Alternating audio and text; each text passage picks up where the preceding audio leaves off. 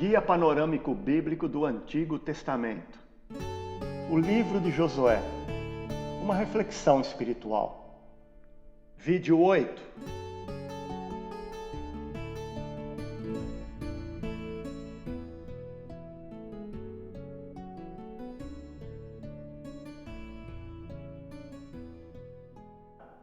Em Josué, capítulo 1, versículo 7 e 8, temos o seguinte: tão somente ser forte e muito corajoso, para terdes o cuidado de fazer segundo toda a lei que meu servo Moisés te ordenou. Dela não te desvies, nem para a direita e nem para a esquerda, para que sejas bem-sucedido por onde quer que andares. Não cesses de falar deste livro da lei, antes medita nele dia e noite, para que tenhas cuidado de fazer segundo tudo quanto nele está escrito. Então farás prosperar o teu caminho e serás bem-sucedido. A tudo isto, temos no Novo Testamento seus respectivos correspondentes, porém sublimados e de forma profusa. Josué, é fácil de se notar, foi um homem que agradou a Deus e que alcançou uma ampla medida de aprovação por causa de sua fé. Isto percebe-se claramente pelos resultados finais de sua carreira, pelos privilégios alcançados e pela própria forma como se deu a sua subtração neste mundo, isto é, a sua morte. Admite-se que houve falhas no servo, poucas falhas. Na verdade, pois onde encontra-se o peso da carne, sempre haverá alguma espécie de fraqueza e tropeço. Dramática condição esta a nossa, enquanto ainda carregamos o peso desta carne em nós. Mas pode-se claramente perceber que Josué alcançou desejável sucesso em tudo que realizou na presença de Deus e diante dos homens, entre os quais Deus o houvera levantado. Um verdadeiro exemplo a ser seguido por cada um dos filhos de Deus. Nele e com ele não faltam aquelas três coisas necessárias acima citada. Ora, o que Deus ofereceu a Josué, ele oferece também a todos aqueles que lhe pertencem, do menor ao maior. Esta, sem dúvida, é uma oferta cuja substância espiritual é a graça soberana de Deus. E é justamente o que precisamos para avançarmos corajosamente e triunfar sobre inimigos mais poderosos do que nós. Ora, tudo isto que Deus ofereceu a Josué e nos oferece a nós também, não é outra coisa senão fruto de uma aliança graciosa. Pois a graça oferece a oportunidade a cada um de nós de corresponder dignamente, na prática, à posição a qual Deus nos tem elevado em Cristo.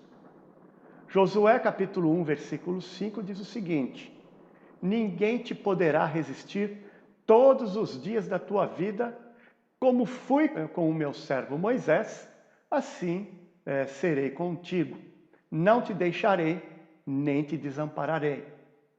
É no final da epístola aos Efésios que nos é oferecido aquilo que no livro de Josué corresponde à posição e o esforço de Israel para a tomada de posse da terra prometida.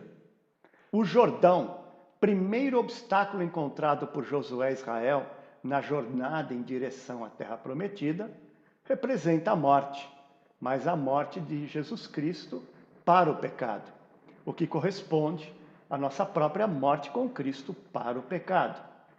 É o caminho da cruz, é a mortificação da carne.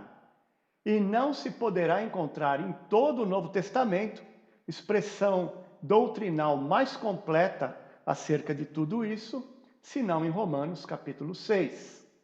E mesmo João 6 põe diante de nós os aspectos espirituais mais profundos acerca desta fundamental doutrina. Todo cristão compenetrado de sua vocação celestial, deveria conhecer as substâncias desta fundamental doutrina. É a mortificação do velho homem que o Rio Jordão significa para nós. Portanto, o Rio Jordão é a necessária porta de entrada para nos dar acesso aos cenários de nossos combates espirituais.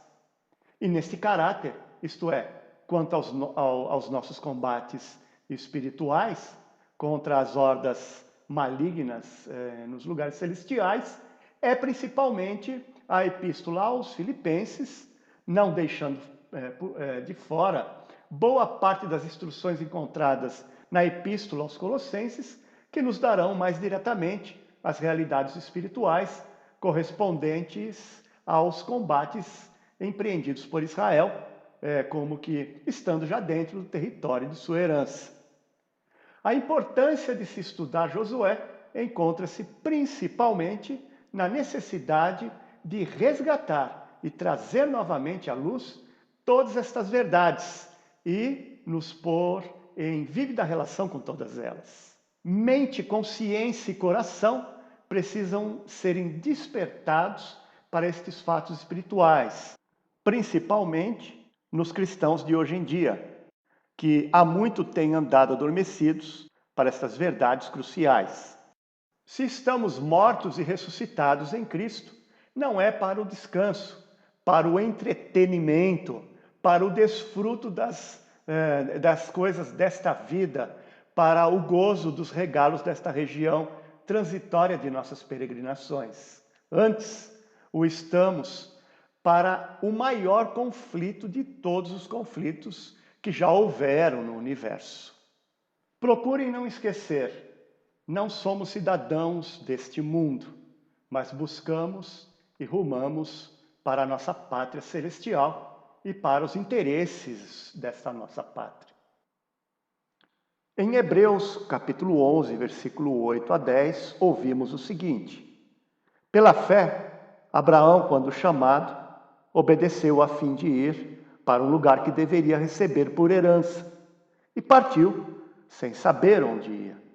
Pela fé, peregrinou na terra da promessa, como em terra alheia, habitando em tendas com Isaque e Jacó, herdeiros com ele da mesma promessa, porque aguardava a cidade que tem fundamentos, da qual Deus é o arquiteto e edificador. E mais, pela fé, Moisés, quando já homem feito, recusou ser chamado filho da filha de Faraó, preferindo ser maltratado junto com o povo de Deus a usufruir prazeres transitórios do pecado, porquanto considerou o opróbrio de Cristo por maiores riquezas do que os tesouros do Egito, porque contemplava o galardão. E ainda, na verdade, não temos aqui cidade permanente, mas buscamos a que há de vir. Pois a nossa pátria está nos céus, de onde também aguardamos o Salvador, o Senhor Jesus Cristo. Se o cristão neste mundo tem que aderir a um partido político, então, sem sombra de dúvida, tem que assumir sua posição e fazer sua aderência a um Estado teocrático ou cristocrático, como queiram, se me é permitido falar deste modo. Sim, é no reino de Deus e de Cristo que se encontra nosso destino e nossa entrada definitiva para o pleno gozo de todas as bênçãos de Deus em Cristo. É ali, e ali somente, que se dá nossa participação na glória de Deus e de Cristo. Como temos constatado, o Rio Jordão é a passagem da morte para a vida, e depois vem a guerra. Notem, assim que os filhos de Israel passaram o Jordão e antes mesmo de encetarem seus primeiros combates, aparece diante de Josué aquele que é o supremo comandante dos exércitos do Senhor, com uma espada nua em suas mãos. Para aqueles que têm razoável conhecimento bíblico, sabe de quem se trata, de nada menos que a gloriosa pessoa do bendito e amado Senhor Jesus, antes de sua encarnação. Sem dúvida, temos ali, no capítulo 5 do livro de Josué, uma teofania, isto é, uma aparição visível de Cristo antes de sua encarnação. Reparem que, assim que este sublime personagem se revela a Josué, este imediatamente se prostra com o rosto em terra perante o Senhor e o adora. Em Josué capítulo 5, versículo 13 e 15, temos o seguinte: estando Josué ao pé de Jericó, levantou os olhos e olhou. Eis que se achava em pé diante dele um homem que trazia na mão uma espada nua. Chegando-se Josué a ele e disse-lhe: és tu dos nossos ou dos nossos adversários? Respondeu ele: não, sou príncipe do exército do Senhor e acabo de chegar. Então Josué se prostrou com o rosto em terra e o adorou e disse-lhe: que diz meu senhor ao seu servo? Respondeu o príncipe do exército do Senhor a Josué: descalça a sandália dos teus pés, porque o lugar em que estás é santo. E fez Josué assim.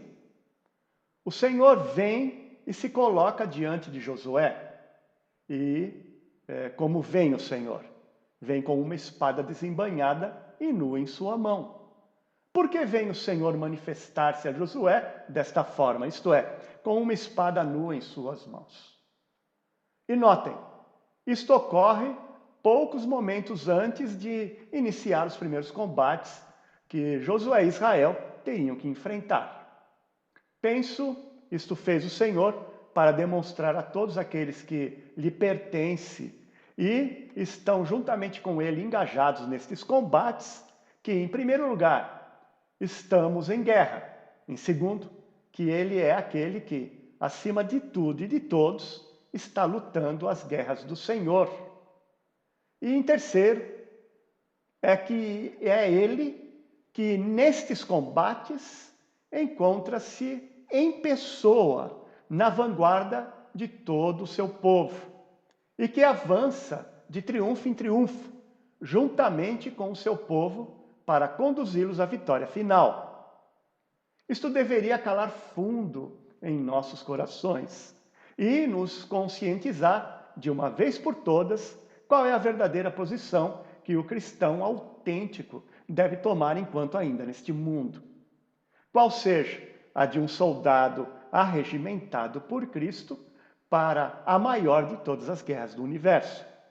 E que é somente ajustado nesta posição que ele entra nos verdadeiros combates espirituais contra os poderes deste mundo tenebroso. Quão distante se encontra esta verdadeira e vital perspectiva do Evangelho na maioria daqueles que atualmente compõem as fileiras do cristianismo. Lamentável condição para a igreja professante destes últimos dias.